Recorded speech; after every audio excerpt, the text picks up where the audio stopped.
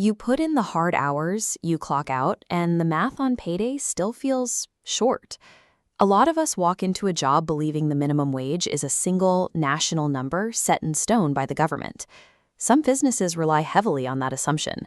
They point to the low federal baseline to justify paying you as little as the law allows.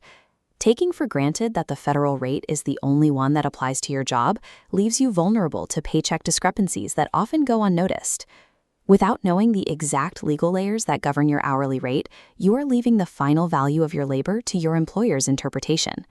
To figure out what you are actually owed, we have to start with the United States Constitution. Article 6 contains the Supremacy Clause. This is the master rulebook dictating how overlapping federal and state laws interact. Under the Supremacy Clause, the federal minimum wage of $7.25 is an absolute nationwide floor. But states can grant more generous wages.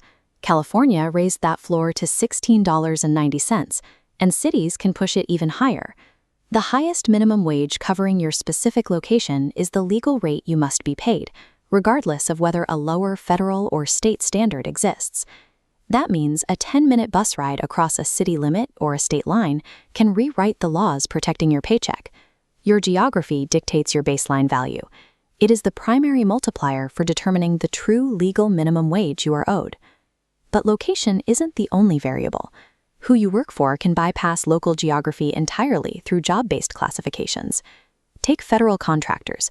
Specific executive orders mandate a unique wage standard exclusively for workers tied to government contracts. The Department of Labor enforces Executive Order 13658. Starting in May 2026, the minimum wage for covered federal contracts increases to $13.65 an hour, superseding the standard federal minimum. Waitstaff operate under a sub-minimum wage of just $2.13 an hour. Employers use a tip credit, counting customer tips to bridge the gap to the standard minimum wage. But if tips fall short, your employer is legally obligated to pay the difference.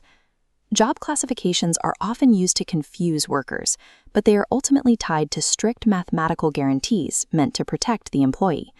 Your paycheck is the product of an overlapping stack of regional roles and specific job classifications that frequently override the federal baseline. To audit your own pay, step 1 is location. Independently research the exact city, county, and state minimum wage ordinances tied to your workplace address. Step 2 is the cross-reference. Take that highest applicable regional rate and compare it directly to the exact hourly rate printed on your pay stub. Step 3 applies specifically to tipped employees. Calculate your daily tip totals closely to verify that your employer is legally covering any tip credit shortfalls on slow nights. If the math fails, you have legal recourse. You can file claims directly with your state labor board or speak with an employment attorney to recover unpaid wages. Systemic wage theft relies on worker ignorance. Calculating your exact legal ceiling is the only way to safeguard the money you have already earned.